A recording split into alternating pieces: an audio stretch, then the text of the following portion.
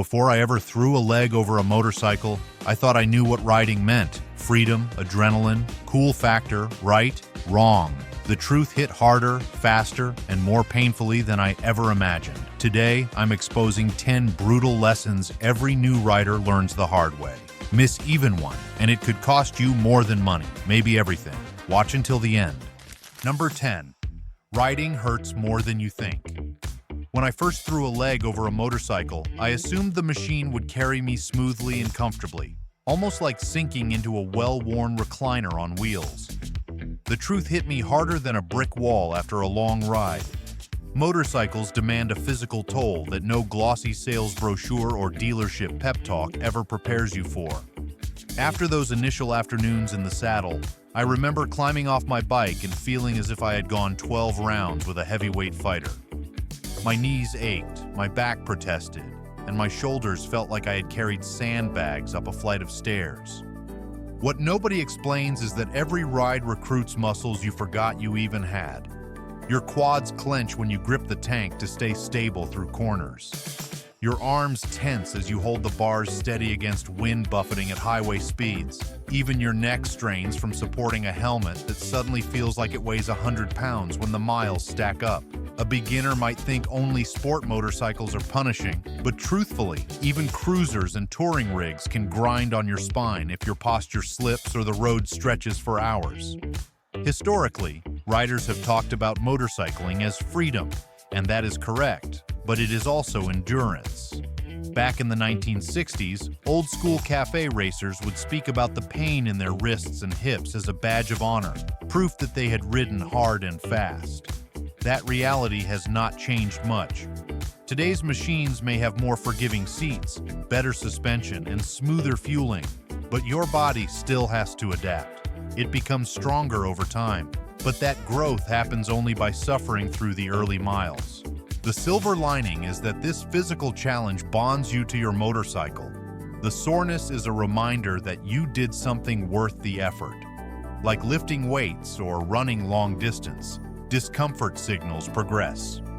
Before long, what once felt punishing becomes second nature, and those aches fade into muscle memory. Now, while your body might adjust to the grind, your bank account faces a different kind of punishment. Let us move on to the next hard truth that proves motorcycling is not just a physical battle, but also a financial one. If these hard truths are hitting home, show some love by smashing that subscribe button and dropping a comment below. Share which truth has shocked you the most so far. Number 9. Bikes bleed your wallet dry. It begins innocently, with the excitement of purchasing that first motorcycle, the one you imagine will be your single big expense. You tell yourself that $5,000 is manageable, that you will ride happily for years without further financial worries. Yet the hidden truth is that motorcycles behave less like a one-time purchase and more like a hungry furnace, steadily burning through every spare bill you feed into it. The wallet does not just open once, it stays open. Consider insurance. Even for a modest middleweight motorcycle, monthly payments can feel like a slow leak in your bank account, adding up to hundreds of dollars across a riding season. Then there are the tires. Unlike a car that can run tens of thousands of miles before rubber turns bald, a sport or naked motorcycle might shred through a set in as little as 3,000 to 6,000 miles. That means regular replacements, and each set can easily cost $300 to $500 when you factor in mounting and balancing. Multiply that by a couple of years, and you quickly understand why seasoned riders joke that motorcycles eat tires for breakfast. The story does not end there. Chain and sprocket kits wear out, oil changes arrive like clockwork, brake pads vanish, and coolant flushes demand attention.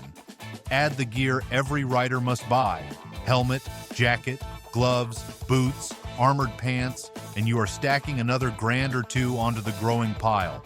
And do not forget fuel. Though motorcycles sip less than trucks or sedans, spirited riding drains tanks fast, especially when your machine only carries 3 or 4 gallons. Fill-ups may be cheap individually, but frequent stops add up. Worst of all, motorcycles multiply. Leave one sitting in your garage, and within a year you will be daydreaming about a second or even third. That naked bike suddenly needs a touring partner. The touring rig makes you crave a dirt-ready adventure bike. Before long, your savings account looks like a battlefield after years of relentless skirmishes. Money is not the only resource motorcycles devour.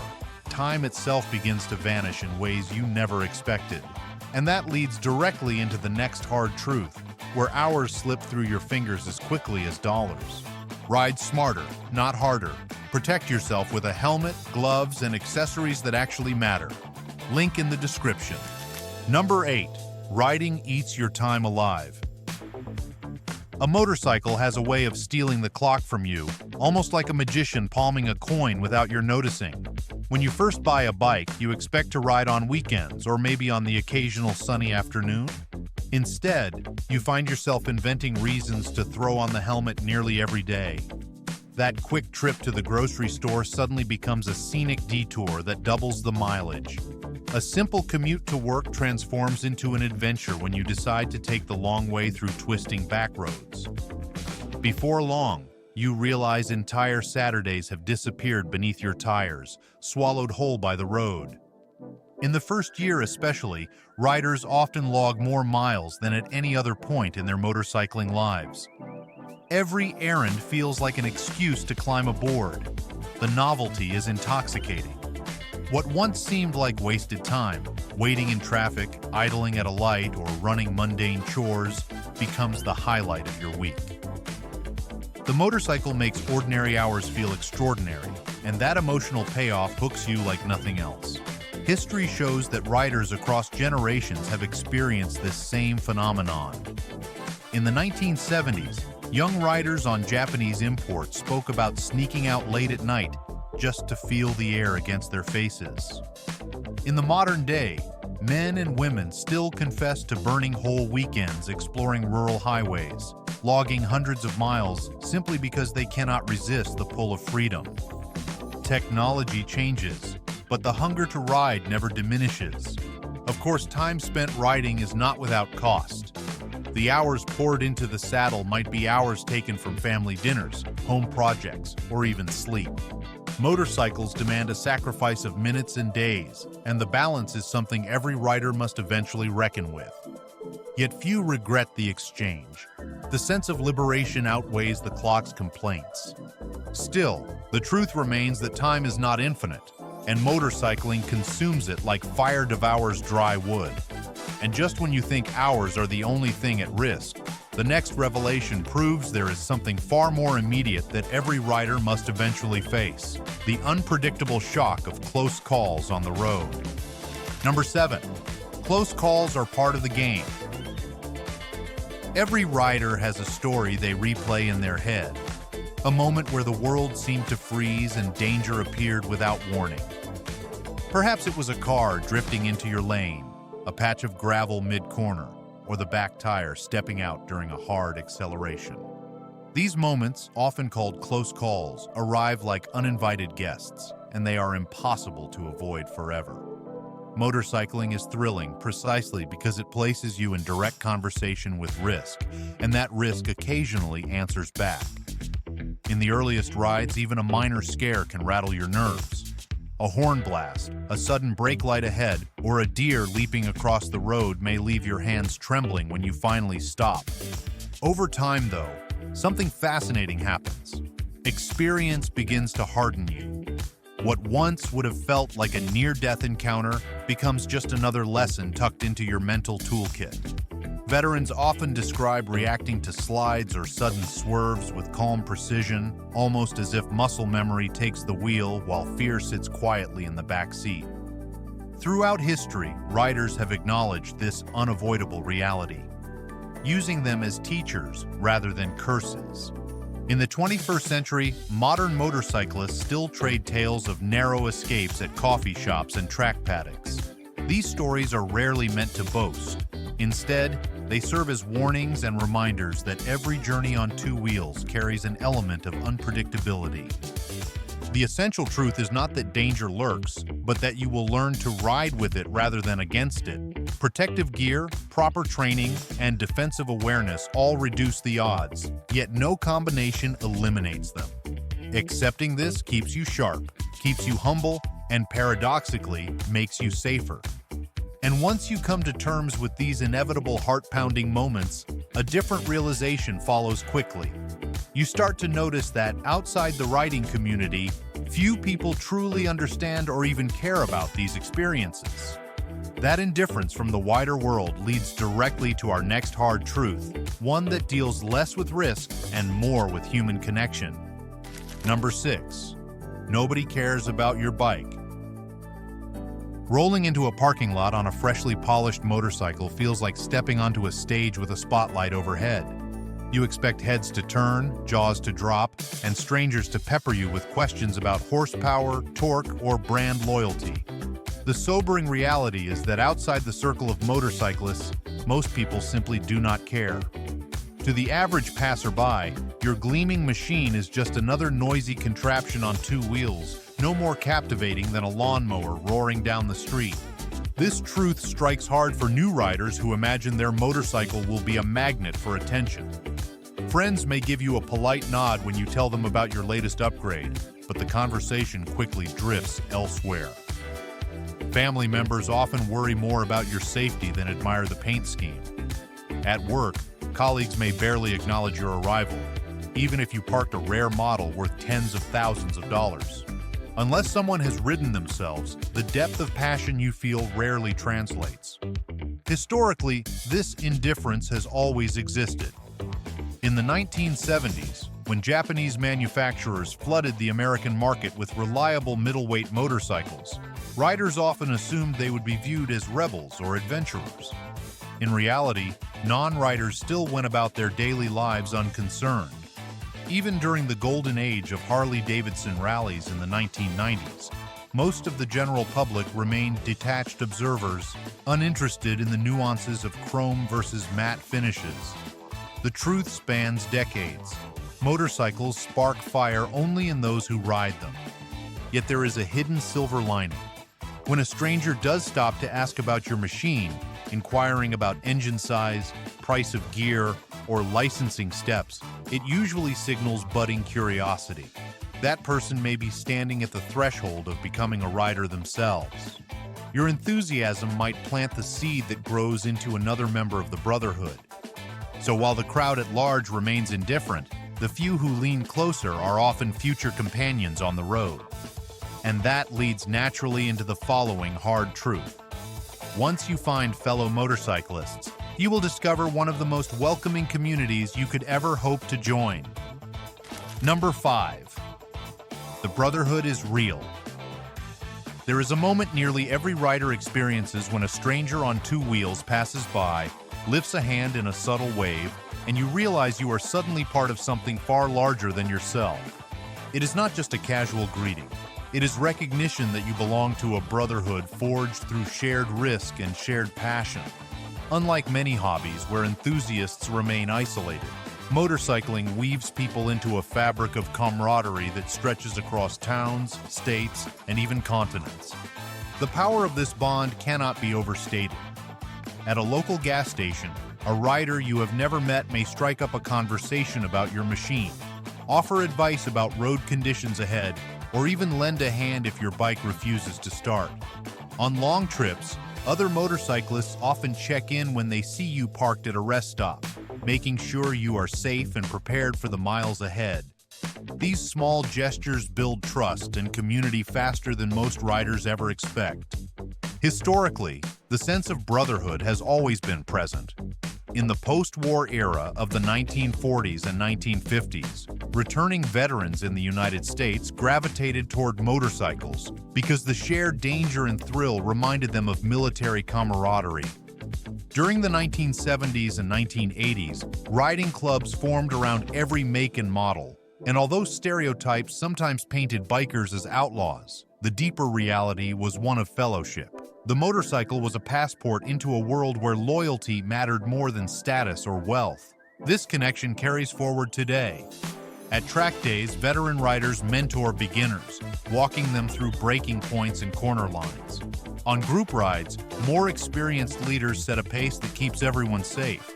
At rallies, thousands gather not simply to show off machines, but to celebrate their belonging to something bigger than individual ownership. The Brotherhood crosses language barriers and national borders, reminding riders that two wheels and an engine unite more powerfully than politics or culture ever could. Of course, discovering this tight-knit brotherhood only makes it more obvious when motorcycles reveal their other side, the constant, sometimes frustrating limitations of fuel range that every rider eventually confronts on the open road. Number 4. Your range is pathetic. One of the most sobering lessons every motorcyclist learns is that the freedom of the open road is chained to the size of the gas tank. You can dream about endless horizons and cross-country adventures, but the reality is your fuel light will flash long before your spirit tires out. For many motorcycles, especially sport machines or mid-sized naked bikes, a full tank translates into barely 120 to 140 miles before you are forced to pull over and refuel. Compared to cars capable of traveling 300 or 400 miles without stopping, motorcycles feel shockingly limited. The reason is rooted in design. Manufacturers keep tanks small to reduce weight and maintain handling. A typical sport motorcycle may hold 3 to 4 gallons, while larger touring rigs or adventure bikes stretch to 5 or even 6 gallons. Only the most extreme long-distance touring machines occasionally carry more. This means that even on the best of days, your range remains modest. On spirited rides with heavy throttle, it shrinks further, sometimes demanding fuel stops every 90 miles. Riders from the 1970s to the present day have shared this complaint. Back then, small Japanese imports were notorious for tiny tanks, leaving riders stranded on back roads if they miscalculated. Even today, when engineering has advanced and efficiency improved, the tank capacity remains a weak link. No matter how modern your motorcycle, the ritual of frequent fuel stops never disappears. There are upsides, of course. Filling a motorcycle rarely breaks the bank. $10 often tops off a tank, even in times of rising fuel prices. Stopping often also provides natural breaks to stretch sore muscles, check maps, and enjoy conversations with fellow riders. Still, there is no denying the frustration of watching friends in cars cruise smoothly past gas stations while you pull over again. This constant dance with the fuel pump teaches discipline in planning trips and forces riders to think carefully about routes. Yet as aggravating as limited range may be, it pales in comparison to the raw and startling performance another truth reveals. Even so-called beginner motorcycles are blisteringly fast compared to most cars. Number 3. Even slow bikes are fast. Few revelations catch new riders off guard more than discovering just how quick even the so-called slow motorcycles truly are. A small displacement beginner bike, something in the 300 or 400 cubic centimeter range, is often marketed as tame, safe, and beginner-friendly. Yet when you twist the throttle, that supposedly harmless machine can sprint from 0 to 60 miles per hour in under 6 seconds. To put that in perspective, many popular performance cars such as a Subaru WRX or a Volkswagen Golf GTI deliver nearly identical numbers, yet those cars are considered quick in the automotive world. The acceleration feels even more dramatic because of the exposure. Unlike sitting inside a cocoon of glass and steel, the rider on two wheels feels the wind, hears the intake roar, and senses every vibration through the frame. Even cruising at highway speeds on a modest motorcycle provides a rush that few cars outside of true sports machines can replicate. For new riders, this intensity can be overwhelming. The throttle responds instantly, and the light weight of the motorcycle means there is very little margin for sloppy control. Historically, this truth has held firm across decades. In the 1970s, small Honda and Kawasaki models shocked first-time riders with performance that outpaced many family sedans of the era. Fast forward to the 21st century, And even the friendliest entry-level bikes, such as the Yamaha R3 or Kawasaki Ninja 400, still provide thrills that would embarrass many sporty coupes. It is easy to underestimate these motorcycles because of their size or price, but numbers do not lie. The real challenge lies in restraint. A beginner who mistakes accessibility for slowness can quickly get in over their head. Riders are wise to respect the throttle, invest in training courses, and understand that any motorcycle, no matter the displacement, demands maturity. The respect you give even a so-called small bike pays dividends in safety and confidence. And while speed surprises nearly every new motorcyclist, there is another disappointment waiting in the garage. When the engine is silent and the wrenches come out, the fun factor takes a sharp dive, leading directly into the next hard truth about wrenching versus riding. Before we finish with the last two hard truths, make sure you subscribe right now. Every week I drop raw, unfiltered lessons that every rider needs. Hit that button, join this growing brotherhood, and never miss the insight that could save you time, money, or safety. Number 2. Wrenching is not riding. The dream of many new motorcyclists includes the romantic picture of tinkering in the garage, tools scattered around, a cold drink nearby, and the satisfaction of resurrecting a machine with their own hands. The fantasy promises pride, self-reliance, and the bond between man and machine. The hard truth, however, is that wrenching is not the same as riding. Turning bolts may keep your motorcycle alive, but it rarely delivers the same thrill as leaning into a sweeping corner with the engine singing beneath you.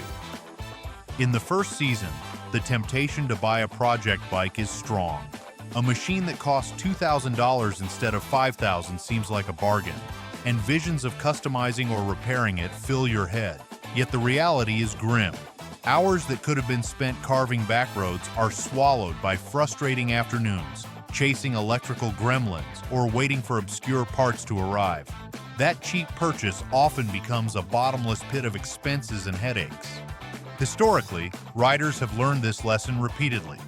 In the 1960s and 1970s, young enthusiasts bought second-hand British or Italian motorcycles only to discover constant maintenance demands. The culture of roadside repairs became a joke among owners, but behind the laughter was exhaustion. Modern motorcycles are far more reliable, but a neglected or abused used bike still brings the same frustrations. This does not mean that maintenance has no value. Learning to change oil, adjust a chain, or replace brake pads builds confidence and saves money. Those basic tasks are within reach for anyone with patience. The trouble begins when inexperienced riders dive into valve adjustments, carburetor rebuilds, or engine tear-downs. Instead of bonding with the motorcycle, they grow resentful as weeks of downtime erase opportunities to ride. The wisest choice for most beginners is clear. Choose a motorcycle that runs reliably, focus on riding, and save the major wrenching projects for later. Motorcycling is about motion, not stagnation in a cluttered garage. And once you keep a machine alive long enough to truly enjoy it, another lesson emerges with certainty. Number 1.